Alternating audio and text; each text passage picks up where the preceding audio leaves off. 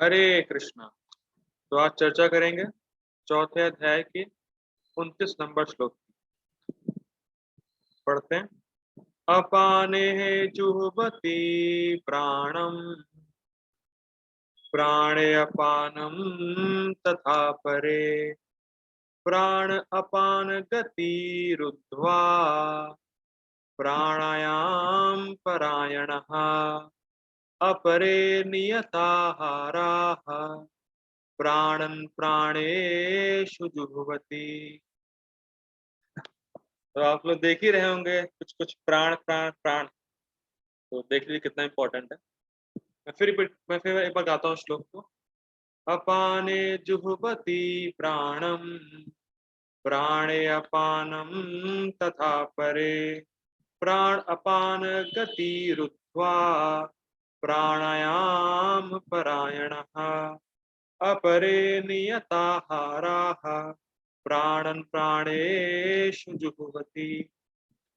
तो देखिए कितने सारे श्लोक, अभी तक 3-4 श्लोक पिछले से जुह्वति और अपरे, ये शब्द तो आप लोग बिल्कुल फैमिलियर हो जाना चाहिए अब तक। जुह्वति मतलब अर्पित करना, अपरे मतलब अन्य लोग। ठीक, तो क्लियर है, बहुत बार आ चुका है। ठीक है, समझते हैं धीरे धीरे श्लोक का अर्थ। अपाने जुह्वति प्राणम, अपान को प्राण में अर्पित करते हैं। अपान वायु प्रभु जी कौन सी होती है? हरे कृष्णा बोलिए। हरे कृष्ण। तो जी अपान वायु एक्सक्रीशन के लिए जो सांस ले रहे हैं उसके लिए, सांस ले रहे हैं। और प्राण वायु जो सांस छोड़ रहे हैं।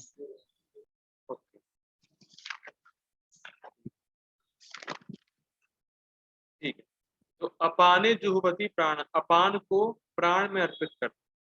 ठीक, प्राणे अपानम तथा परे, अपरे मतलब अन्य लोग।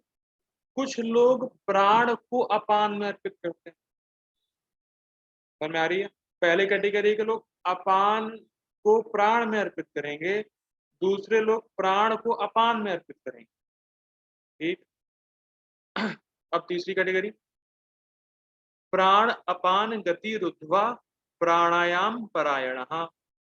कुछ लोग प्राण और अपान की गति को रोक लेते हैं और प्राणायाम में परायण होते हैं। ठीक, कुछ लोग प्राण और अपान की गति को रोक लेते हैं और प्राणायाम में परायण होते हैं। ठीक, अपरे नियतहार, अपरे नियत आहारः। कुछ लोग, कुछ अन्य लोग आहार को नियमित करते हैं। आहार मतलब खाने, खाने को नियमित करते हैं। और कुछ लोग प्राण प्राणेषु जुह्वति, प्राण को प्राण में अर्पित करते हैं। अब ये बड़ा इंटरेस्टिंग है, प्राण को प्राण में अर्पित करते हैं, ये तो क्या बोल रहे हैं? बड़ा इंटरेस्टिंग है, ये हम लोग टीका में समझेंगे कि प्राण को प्राण में अर्पित करने का मतलब क्या होता है। ठीक, तो कितने लोग देखे हम लोगों ने, किसी को याद हुआ? प्रभु जी आप बताइए, कितने लोगों की बात हुई यहाँ पे? तो जी ये बता सकते हैं जो अपान को प्राण में करते हैं, एक प्राण को अपान में करते हैं, दूसरा है, तीसरा प्राण को प्राण में करते हैं, और कुछ लोग इन सबको रोक के, मतलब प्राण और अपान की गति को रोक के, हाँ, प्राण और अपान की गति को रोक के प्राणायाम में प्राण होता है। हाँ प्राणायाम अपान करते हैं। हाँ। और एक और है, जो अपने आहार को नियमित करते हैं। ठीक। कितने लोगों को देखा? ठीक है, बड़ा इंटरेस्टिंग है। ठीक है, तो पढ़ते हैं अनुवाद।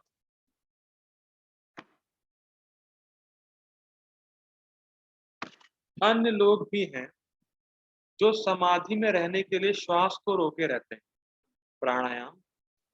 वे अपान में प्राण को और प्राण में अपान को रोकने का अभ्यास करते हैं और अंत में प्राण अपान को रोक कर समाधि में रहते हैं।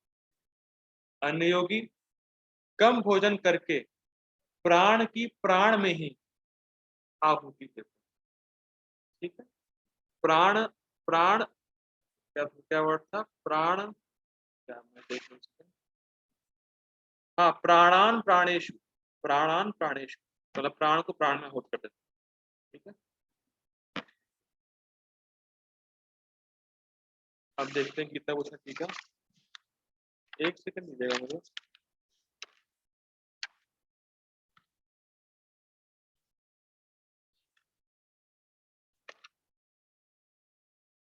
ओके ठीक है, गीता पूछा ठीक है।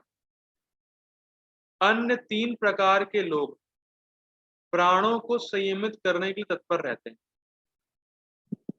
ठीक, तो मुख्य उद्देश्य प्राणों को संयमित करने का क्या है?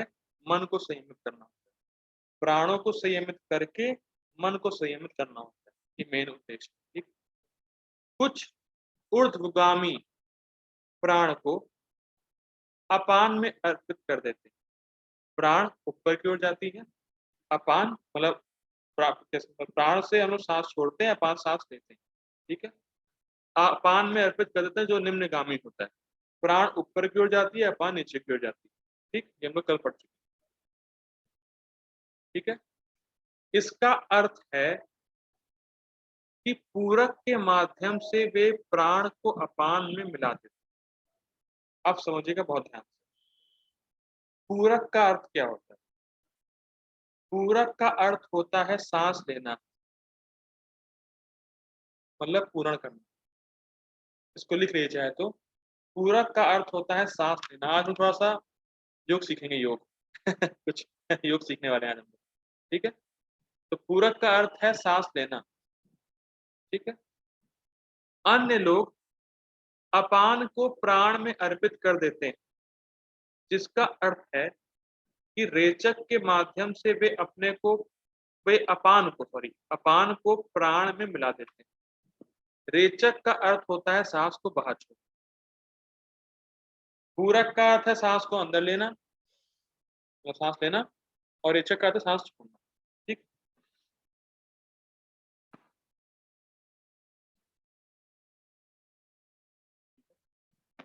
प्राण और अपान की क्रिया को कुंभक के द्वारा रोककर वे उसी स्थिति में रहते हैं। आज बहुत टफ हो रहा होगा भाई, क्या चल रहा है ये, क्या हो रहा है ये सब इसने रेचक का अर्थ क्या होगा प्रभु जी? रेचक मतलब माता जी सांस रेचक छोड़ना, का सांस छोड़ना, सांस बाहर छोड़ना। सांस छोड़ना। अच्छा, ओके। रेचक सांस छोड़ना, पूरक सांस लेना। ठीक, प्राण और अपान की क्रिया को कुंभक के द्वारा रोककर वे उसी स्थिति में रहते हैं। तो कुंभक का अर्थ क्या होता है? देखिए, कुंभक 2 प्रकार के होते हैं, एक आंतरिक कुंभक, एक बाहरी कुंभक। देखिए ये बहुत टफ नहीं है, क्योंकि प्रभुपाद अपने पर्पट सब रखने वाले, इसीलिए पढ़ना जरूरी है। बहुत टेक्निकल है लेकिन पढ़ना जरूरी है। तो कुंभक 2 प्रकार के होते हैं, आंतरिक कुंभक और बाहरी कुंभक। ठीक, तो बाहरी कुंभक में रेचक करते हैं, सांस छोड़ दिया और बस रोक दिया अपने आप। बाहरी कुंभक में क्या करते हैं? रेचक मतलब सांस छोड़ा, बस फिर रोक दिया अपने आप, तो सांस को छोड़ के रोक दिया, ये हो गया बाहरी कुंभक। रेचक किया, रेचक मतलब सांस छोड़ा और अपने आप को रोक दिया, और सांस को रोक दिया। ठीक, और आंतरिक कुंभक में सांस ले लिया फिर रोक दिया अपने आप, मतलब पूरक किया, पूरक मतलब सांस लेना, पूरक किया अब रोक दिया अपने आप, ये होता है आंतरिक कुंभक। तो कुंभक मतलब पूरक करके रोक लिया, ये हो गया आंतरिक कुंभक। बाहरी कुंभक रेचक करके रोक लिया, ये हो गया बाहरी कुंभक। क्लियर? ठीक, टफ है। प्राण की क्रिया वायु को बाहर निकालना होता है, लेकिन हमने पढ़ा था प्राण मतलब सांस छोड़ना होता है। और अपान का कार्य बाह्य वायु को नासिक से अंदर लेना होता है, अपान का मतलब सांस लेना होता है, पढ़ चुके हैं, कोई दिक्कत नहीं। अब बस पढ़ना है, सब सुना दिया मैंने। इन दोनों कार्यों को रोक देने को कुंभक कहते हैं। अभी बताया, सांस छोड़ा रोक दिया, ये कुंभक। सांस ले लिया छोड़ दिया, और सांस ले लिया रोक दिया अपने आप को, ये कुंभक। ठीक, इसके 2 प्रकार होते हैं, आंतरिक और बाहरी कुंभक, मैंने बता दिया। ठीक, व्यक्ति वायु को पूर्ण रूप से बाहर निकाल के रोक सकता है, एक प्रकार का कुंभक क्या हुआ कि व्यक्ति ने वायु सांस छोड़ी बाहर, रोक दिया अपने आप, ठीक, या फिर अंदर सांस भर के सांस अंदर लिया और रोक दिया, ठीक, ये दो प्रकार के कुंभक, ठीक। अब अन्य लोग नियत आहार होकर इंद्रियों प्राण को प्राण में अर्पित कर देते हैं। प्राण प्राणा प्राणेषु जुह्वति, प्राण को प्राण में अर्पित कर दिया, तो क्या अर्थ होता है इसका, देखते हैं। इसका अर्थ है प्राण को प्राण में अर्पित करने का क्या अर्थ है, देखते हैं। इसका अर्थ है कि इंद्रियां अपने विषयों को ग्रहण करने में समर्थ नहीं हो पाती, क्योंकि वह अपनी क्रियाओं के लिए प्राणों पर आधारित होती है और कम भोजन करने से प्राण सूख जाते हैं। बहुत बहुत सिंपल है। हम लोगों ने कल चर्चा की थी कि हम शरीर से कोई भी कार्य कर रहे हैं, मैं हाथ हिला रहा हूं, मैं बोल रहा हूं, ये सब कुछ प्राण से हो रहा है, ये सब प्राणों की वजह से हो रहा है। और प्राणों को शक्ति कहाँ से मिल रही है, अन्न से। तो अगर अन्न कम कर दिया, खाना कम कर दिया, तो प्राण सुस्त पड़ जाएंगे, और प्राण सुस्त पड़े तो इंद्रियां शिथिल हो जाएंगी, और जब इंद्रियां शिथिल हो जाएंगी तो वो अपने विषयों को ग्रहण करने में समर्थ नहीं होगी। बस इतनी बात कही जाए। अन्न कम किया, प्राण सूख गए, इंद्रियों की शक्ति कम हो गई, तो इसीलिए अब इंद्रियां इंद्रिय विषयों को ग्रहण नहीं कर पाएंगी। इसीलिए बोल रहे हैं इंद्रियों को प्राण में समर्पित कर दिया। ठीक, बड़ा सिंपल है, कुछ कठिन नहीं। आगे पढ़ते हैं। इस कारण से वे प्राणों में ऐसे विलीन हो जाती हैं जैसे गर्म लोहे पे गिरी हुई जल की बूंदें। लोग कहते हैं ना कभी कभी कि हमारे तो प्राण ही सूख गए, वही वाली बात।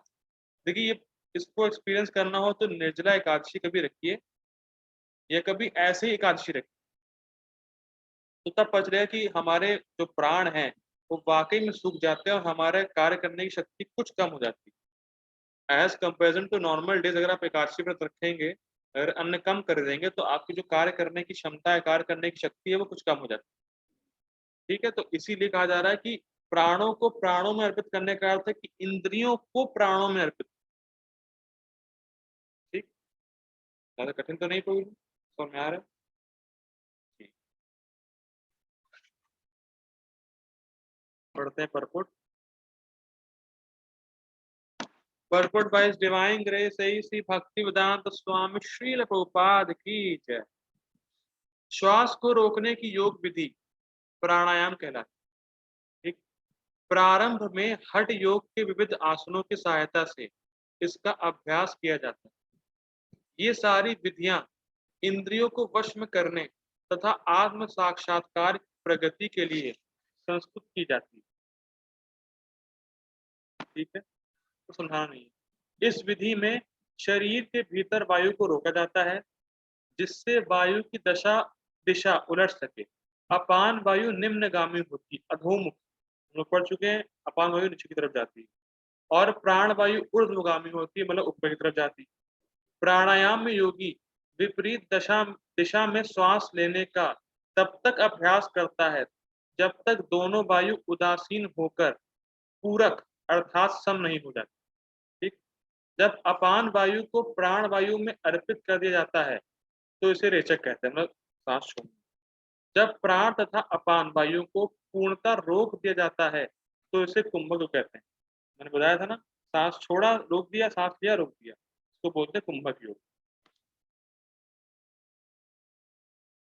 ठीक, कुंभक योगाभ्यास द्वारा मनुष्य आत्म सिद्धि के लिए जीवन अवधि बढ़ा सकता है।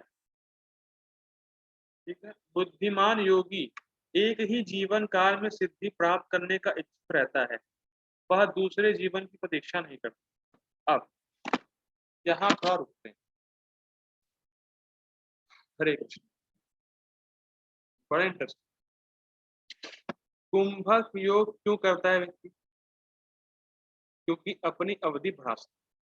क्यों, योगा अभ्यास के लिए, आत्म साक्षात्कार करने के लिए। ठीक, इसमें हमें क्या सीखना है? तो ये सब आप तो कुंभक करेंगे नहीं, तो करना चाहता है कुंभक कि प्रभु जी कुंभक करेंगे आप? नहीं प्रभु जी। नहीं करेंगे। तो हमारे लिए सीखने वाली बात क्या है? तो इसमें हमें ग्रहण ये करना है। देखिए, कुंभक योगी क्या चाहता है कि उसको एक ही जीवन काल में सिद्धि प्राप्त हो जाए। ठीक ठीक है, इसीलिए वो अपनी जीवन अवधि बढ़ाता है। लेकिन भक्त भी चाहता है कि उसको वो एक जीवन में सफल हो जाए। जो भक्त है वो चाहता है कि वो एक जीवन में सफल हो जाए, या इसी जीवन में भगवान के धाम चला जाए। वो ये चाहता है। सुनेगा बहुत ध्यान से, भक्त भक्त चाहता है कि वो एक ही जीवन में भगवान के पास चला जाए, लेकिन वो जानता है कि ऐसा होगा नहीं। वो ये भी जानता है कि कई जन्म में उसको सफलता प्राप्त होगी, और वो ये भी जानता है कि करोड़ों जन्मों में भी सफलता शायद प्राप्त ना हो। वो चाहता है एक ही जीवन में हो जाए, लेकिन वो जानता है कि बहुत जन्म लगेंगे, या हो सकता है करोड़ों जन्मों के बाद भी वो सफल ना हो। ठीक, भक्त चाहता है लेकिन जानता है कि एक जन्म में नहीं होगा। हो सकता है कई जन्म लगे, हो सकता है कई जन्म में भी ना हो सकता है करोड़ों जन्मों में भी ना हो, जन्मों में भी ना हो। ठीक, तो क्यों ऐसा? ये बड़ा इंटरेस्टिंग है, क्यों ऐसा सोचता है भक्त? ठीक, बड़ा इंटरेस्टिंग। देखिए, भक्त ये सोचता है कि अपने सामर्थ्य से तो वो करोड़ों जन्मों में करोड़ों जन्मों में भी भगवान के पास नहीं जा सकता। लेकिन अगर कृपा का बल मिल जाए, शुद्ध भक्ति कृपा हो, तब हो सकता है। जो भक्त है वो चाहता है एक जन्म ही लगे, लेकिन वो ये जानता है कि उसमें इतना सामर्थ्य है ही नहीं। वो जानता है कि हम तो करोड़ों जन्मों में भी नहीं आ सकते अपने सामर्थ्य से। लेकिन अगर कृपा मिल जाए, शुद्ध भक्ति कृपा हो, कृष्ण कृपा हो, तो जा सकते। तो ये विनम्रता का भाव है कि जब भक्त देखता है अपनी तरफ, तो सोचता है कि मेरे अंदर इतना सामर्थ्य ही नहीं है, मेरे अंदर इतनी योग्यता ही नहीं है कि मैं अपने सामर्थ्य से भगवान के पास चला जाऊं।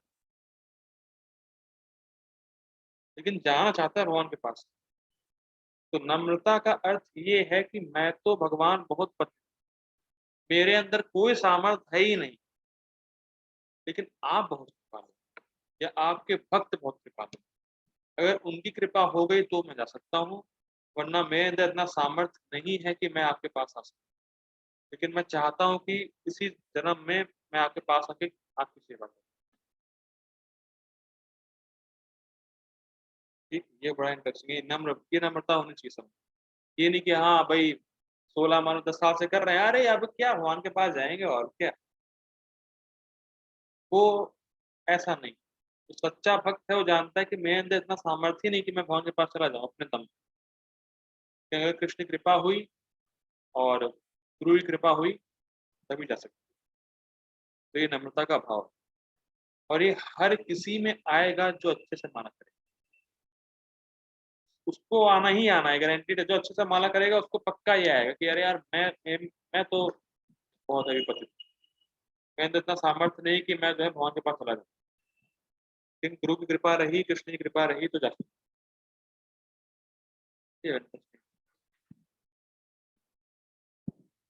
आगे पढ़ते हैं। कुंभक योग के अभ्यास से योगी जीवन अवधि को अनेक वर्षों के लिए बढ़ा सकता है, किंतु भगवान की, अब देखिए बड़ा इंटरेस्टिंग। अब प्रभुपाद जी फिर ले है भक्ति कि हमें क्या करना है, ये सुनो भाई। प्रभुपाद जी की स्पेशलिटी, हमें क्या करना है ये सुनो। किंतु भगवान की दिव्य प्रेम भक्ति में स्थित रहने के कारण कृष्ण भावना भावित मनुष्य स्वतः इंद्रियों का नियंता जितेंद्रिय बन जाता है। उसकी इंद्रियां, हाँ, उसकी इंद्रियां कृष्ण की सेवा में तत्पर रहने के कारण अन्य किसी कार्य में प्रवृत्त होने का अवसर ही नहीं पाती। अब ये लाइन बहुत ज्यादा खतरनाक खतरनाक। अगर मेरी इंद्रियां इस समय, इस टाइम, प्रेजेंट टाइम में मैं गीता क्लास ले रहा हूँ, मैं कृष्ण के बारे में बोल रहा हूँ, तो ये स्वाभाविक है कि मैं टीवी नहीं देख रहा हूँ, मोबाइल नहीं देख रहा हूँ, किसी और से बात नहीं कर रहा हूँ, या पिक्चर नहीं देख रहा है, या कोई गाना नहीं सुन रहा है, या सुनता भी नहीं हूँ मैं ऐसे मैं बता रहा हूँ।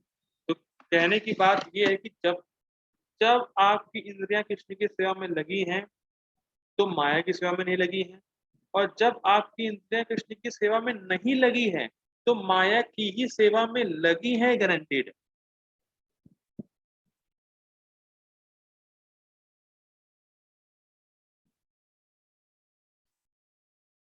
सेवा तो हमें किसी ना किसी करनी है, तो है ही है।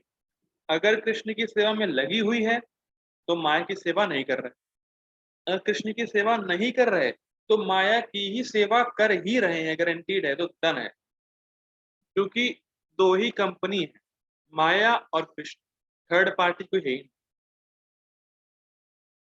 एक समय में अगर हम कृष्ण की सेवा कर रहे हैं तो माया की नहीं कर रहे, माया ही कर रहे, कृष्ण की नहीं कर रहे, तो हर समय जीरो और वन, जीरो और वन चलता रहता। माया की सेवा, कृष्ण की सेवा, माया की सेवा, कृष्ण की सेवा, जीरो और वन, जीरो वन चलता रहता। और इंटरेस्टिंग बात तो ये है कि लोग ये देखना नहीं चाहते कि वो कितने माया में है।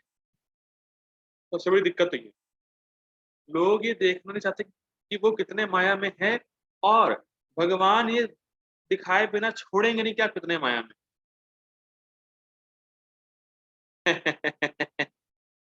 लोग ये देखना नहीं चाहते कि हम कितने माया में, लेकिन भगवान उनको दिखाए बिना छोड़ेंगे नहीं।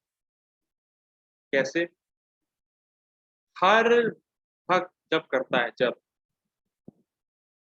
मैं क्या बोलूं आगे, हर भक्त जब जब करता है तो सोचता है कि मैं जब, बस मैं जब कर रहा हूँ मैं भक्त बन गया। लेकिन भगवान उसको ये दिखाते हैं कि तुम कितने भक्त नहीं हो, पहले तुम कितने भक्त हो ही नहीं दिखाते, जब करते समय दिखाएंगे तुम कितने भक्त नहीं हो। ये फर्स्ट स्टेज।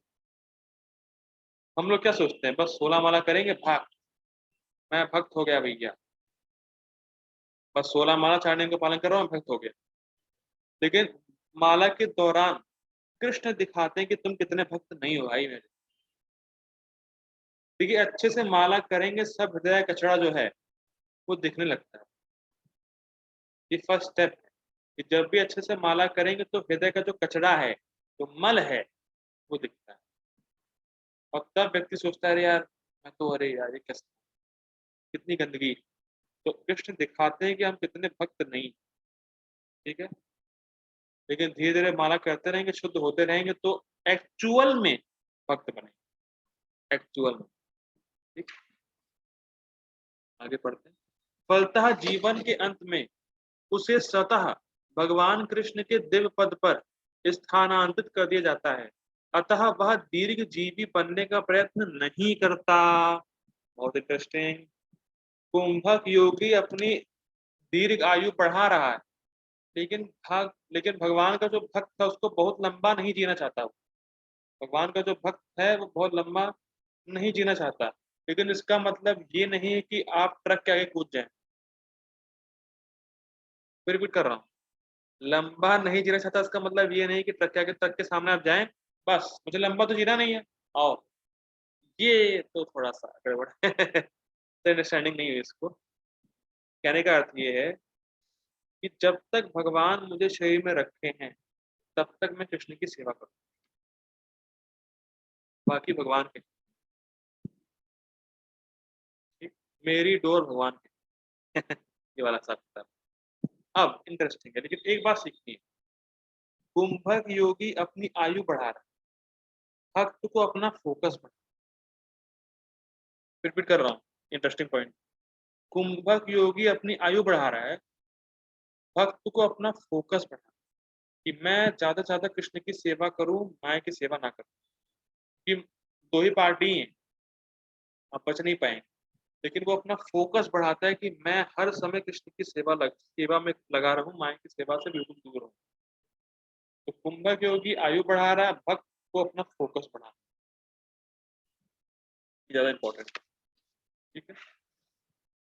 ओके, अभी तो बहुत बातें होनी है मैं वह तुरंत मोक्ष पद को प्राप्त कर लेता है, जैसा कि भगवत गीता में कहा गया है। मां चायो व्यभिचारेण भक्ति योगेन सेवते सा गुणा समचित्तेतान् ब्रह्म भूयाय कल्पते। मैं इस अनुवाद को पढ़ के मीटिंग एंड करता हूँ, हमारा समय खत्म हो रहा है। आप लोग दोबारा ज्वाइन हो जाइए क्योंकि अब बड़ा इंटरेस्टिंग बातें आने वाली।